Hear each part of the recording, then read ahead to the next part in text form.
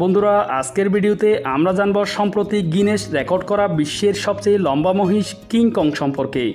মহিষ এমনিতেই আকারে বিশালদেহী প্রাণী, তবে থাইল্যান্ডের লিনলানি ফার্মে জন্ম ও বেড়ে ওঠা কিং কংয়ের কথা আলাদা। অন্য মহিষের সঙ্গে কেউ এটিকে মিলাতে পারবে না। 3 বছর বয়সী এই মহিষের উচ্চতা 185 সেন্টিমিটার বা 6 ফুট 8 ইঞ্চি, যা পূর্ণবয়স্ক মহিষের গড়পড়তা উচ্চতার চেয়ে প্রায় 50 সেন্টিমিটার বেশি। ফলশ্রুতিতে গিনেস ওয়ার্ল্ড রেকর্ডসে কিং কংই এখন বিশ্বের সবচেয়ে লম্বা জীবিত মহিষ। গত 25শে জানুয়ারি কিং কংকে নিয়ে গিনেস ওয়ার্ল্ড রেকর্ডস তাদের ওয়েবসাইটে একটি প্রতিবেদন প্রকাশ করে। আকারে বিশাল হলেও কিং কং কিন্তু দারুণ আদুরে। মহিষটির জন্ম 2021 সালের 1 এপ্রিল থাইল্যান্ডের নাকন রাজচাষিমার লিনলানি ফার্মে। ফার্মটির যাত্রা শুরু হয়েছিল মূলত ঘোড়ার খামার হিসেবে, কিন্তু এখন ঘোড়ার চেয়ে মহিষ বেশি পালন করা হয়। জন্মের সময়ই মহিষটি অন্যান্য মহিষ শাবকের চেয়ে আকারে বড় ছিল। এ কারণে খামারের মালিক এটির নাম রাখেন কিং কং। খামার মালিক জানান, ছোট থেকেই তিনি কিং কংকে নিজের সন্তানের মতো বড় করে তুলেছেন। আদর যত্নের কোনো ত্রুটি হতে দেননি। তার খাবার থেকে শুরু করে চিকিৎসা সব কিছুই নজর রাখতেন তিনি। খামারটিতে কাজ করা শেরপাত্র উত্তি নামের এক কর্মী জানান, প্রথম থেকেই বোঝা যাচ্ছিল কিং কংয়ের উচ্চতা অন্যরকম হবে। ওর বয়স যখন 2 বছর তখনই ও আকারে অনেক বড়। আকারে সুবিশাল হলেও মহিষটি খুবই বন্ধুসুলভ। এটি মানুষের চারপাশে খেলতে, মাটিতে লাফালাফি করতে এবং দৌড়াতে ভালোবাসে। প্রাণীটির বন্ধুসুলভ আচরণের উদাহরণ দিতে গিয়ে শেরপাত্র আরও বলেন, কিং কং যেন আমাদের খামারে থাকা বিশাল আর শক্তিশালী একটি কুকুরছানা, যে সবসময় আমাদের সঙ্গ দিয়ে থাকে। মহিষটির নিয়মিত খাদ্যের মধ্যে আছে খড় এবং ভুট্টা, তবে এটি কলা খেতে বেশ পছন্দ করে। আকারে সুবিশাল হওয়ায় অন্যান্য মহিষের তুলনায় কিং কংয়ের জন্য খাবারও লাগে বেশি। সব মিলিয়ে মহিষটির জন্য দৈনিক 35 কেজি খাবারের প্রয়োজন পড়ে। মহিষটি এত বড় হয়ে ওঠার পিছনে তার বাবা এবং মায়ের সঠিক প্রজনন উপাদান থাকার কারণকে দায়ী করেন বিশেষজ্ঞরা। এছাড়াও তার সুস্থতা এবং খাবার দাবারের ব্যাপারে কঠোর নিয়মাবলী মেনে চলা হতো, যার ফলস্বরূপ এসেছে এই কৃতিত্ব। ফার্মটির ম্যানেজার টং এই কৃতিত্বের জন্য গর্ব প্রকাশ করে বলেন, এটি আমাদের থাই ওয়াটার মহিষ। মহিষটি গিনেস বুকে স্থান করে নেওয়ায় তিনি এবং খামারে কর্মরত সকলেই গর্বিত। তার দাবি, এই প্রথম কোনো মহিষ এই ধরনের রেকর্ড গড়েছে, যা থাইল্যান্ডের মহিষ পালন ঐতিহ্যের জন্য একটি গুরুত্বপূর্ণ মাইলফলক। উল্লেখ্য, থাইল্যান্ডের ইতিহাস ও সংস্কৃতিতে মহিষ খুবই গুরুত্বপূর্ণ। প্রাচীনকাল থেকেই সেখানে কৃষিকাজ এবং পণ্য পরিবহনে মহিষ বড় অবদান রেখে আসছে।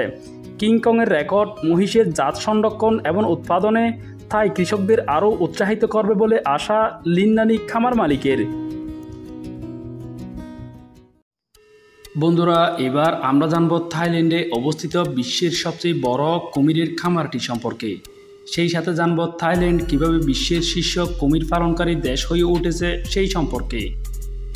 থাইল্যান্ডের সামুত প্রাকারণ প্রদেশে অবস্থিত সামুত প্রাকারণ ক্রোকোডাইল ফার্ম অ্যান্ড জু হল বর্তমান বিশ্বের সবচেয়ে বড় কুমিরের খামার। এই এক খামারে আছে নানা জাতের 60,000 কুমির।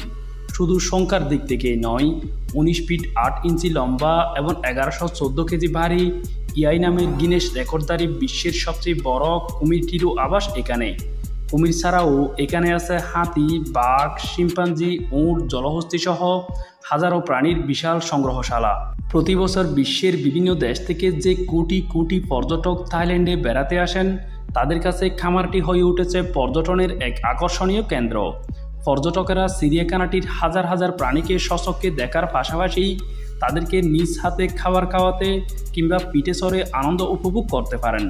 পর্যটনের জন্য থাইল্যান্ডের বিখ্যাত এই খামারটির যাত্রা শুরু হয়েছিল 1950 সালে। আর যার হাত ধরে বিশাল এই প্রতিষ্ঠানটির যাত্রা শুরু হয়েছিল, তিনি হলেন মিস্টার ইউতাই ইয়াংপ্রেপকর্ন, যাকে থাইল্যান্ডের কুমির সাম্রাজ্যের কিং বলা হয়। বিরল ও বিপন্ন প্রজাতির কুমির সংরক্ষণ এবং কুমিরের চামড়া ও চামড়া থেকে তৈরি জিনিসপত্র বিক্রি করা, মূলত এই দুটি উদ্দেশ্যকে সামনে রেখে তিনি কুমির খামার শুরু করেন। তবে বর্তমানে ফার্মটির আয়ের মূল উৎস পর্যটন। প্রতি বছর দেশ বিদেশের লক্ষ লক্ষ পর্যটক কৃত্রিম পরিবেশে আবদ্ধ অবস্থায় হাজার হাজার কুমির পালনের প্রক্রিয়া সচক্ষে দেখতে খামারটিতে বেড়াতে আসেন। আগত পর্যটকদের জন্য এখানে প্রতিদিনই বিশেষ প্রদর্শনীর আয়োজন করা হয়। এর মধ্যে সবচেয়ে আকর্ষণীয় প্রদর্শনী হলো ক্রোকোডাইল শো, যেখানে প্রশিক্ষিত ব্যক্তিরা বিশালাকৃতির কুমিরের মুখের ভিতরে তাদের পুরো মাথা এবং হাত ঢুকিয়ে অক্ষত অবস্থায় তা আবার ফেরত নিয়ে আসেন। এটা ছাড়াও পর্যটকদের জন্য এখানকার আরেকটি মনোমুগ্ধকর প্রদর্শনী হচ্ছে হাতিদের নৈপুণ্য। বিশালাকার এই প্রাণীটির নাচ, সাইকেল চালানো, দড়ির উপর হাঁটার মতো সার্কাস দেখে শিশু থেকে বৃদ্ধ সবাই মুগ্ধ হয়ে যান। আবার কেউ চাইলে এখানকার হাতি বা উটের পিঠে চড়ার অনুভূতিও উপভোগ করতে পারেন। পাশাপাশি এখানে আছে একটি ডাইনোসর জাদুঘর, যেখানে আছে 13টিরও বেশি প্রজাতির ডাইনোসরের অরিজিনাল সাইজের মডেল এবং কঙ্কালের রেপ্লিকা, যা দেখে পর্যটকরা মানুষ এবং প্রাগৈতিহাসিক প্রাণীদের ব্যাপারে ধারণা লাভ করতে পারেন।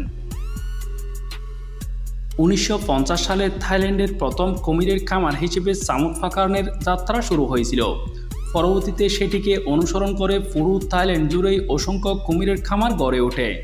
তাই সরকারের মৎস্য বিভাগের তথ্য অনুযায়ী বর্তমানে থাইল্যান্ডে 1000-এরও বেশি নিবন্ধিত কুমিরের খামার আছে, যেখানে কম করে হলেও 12 লাখ কুমির পালন করা হয়, যা একক দেশ হিসেবে বিশ্বের সর্বোচ্চ। তবে এইসব খামারের বেশিরভাগেরই উদ্দেশ্য কুমিরের মাংস ও চামড়া উৎপাদন করে বিক্রি করা। ঠিক এ কারণে অনেক খামারের সঙ্গেই কসাইখানা এবং ট্যানারি সংযুক্ত থাকে, যেগুলোতে কুমিরের বাচ্চা উৎপাদন থেকে শুরু করে লালন পালন, জবাই, ট্যানিং এবং কুমিরজাত পণ্য উৎপাদন ও রপ্তানি সব কিছুই করা হয়। পাশাপাশি এখান থেকে বিশ্বব্যাপী রপ্তানি হয় কুমির ছানাও। প্রতি বছর বিশ্বের বিভিন্ন প্রান্তে থাকা চিড়িয়াখানা এবং অ্যাকোরিয়ামের জন্য যে বিপুল পরিমাণ কুমিরের প্রয়োজন হয়, তার বড় একটা অংশের যোগান দেয় থাইল্যান্ডের এই খামারগুলো। আন্তর্জাতিক বাজারে কুমিরের চামড়া, মাংস, রক্তসহ প্রতিটি অঙ্গের ব্যাপক চাহিদা রয়েছে। কুমিরের চামড়া থেকে তৈরি হয় হ্যান্ডব্যাগ, জ্যাকেটের মতো অত্যন্ত দামি বিলাসবহুল পণ্য সামগ্রী। যেমন কুমিরের চামড়া দিয়ে বানানো বিরকিন স্টাইলের একটা হ্যান্ডব্যাগ 2356 মার্কিন ডলার এবং স্যুট 5885 মার্কিন ডলার পর্যন্ত হয়ে থাকে। বিশ্বজুড়ে এইসব বিলাসবহুল পণ্যের চাহিদা যত বাড়তেছে, তার সাথে পাল্লা দিয়ে থাইল্যান্ডের কুমির খামারের সংখ্যা এবং তার আকারও দিন দিন বড় হচ্ছে।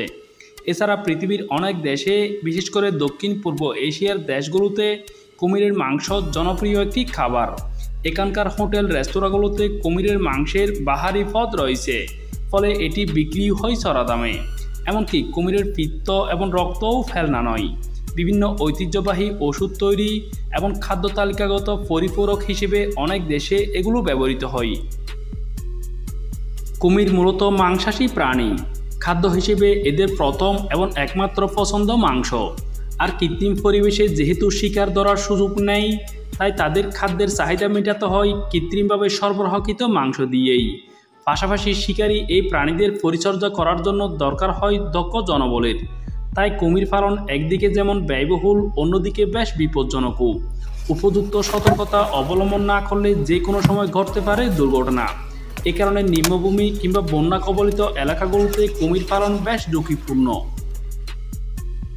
একটা সময় থাইল্যান্ড সহ বিশ্বের বিভিন্ন দেশের স্বাদুপানির জলাশয়গুলোতে হরহামেশাই কুমির দেখা যেত, কিন্তু স্বাদুপানিতে অপরিমিত মাছ শিকার এবং কুমিরের প্রাকৃতিক আবাসস্থল নষ্টের ফলে বিশ্ব থেকে দিন দিন কমে যাচ্ছে কুমিরের সংখ্যা।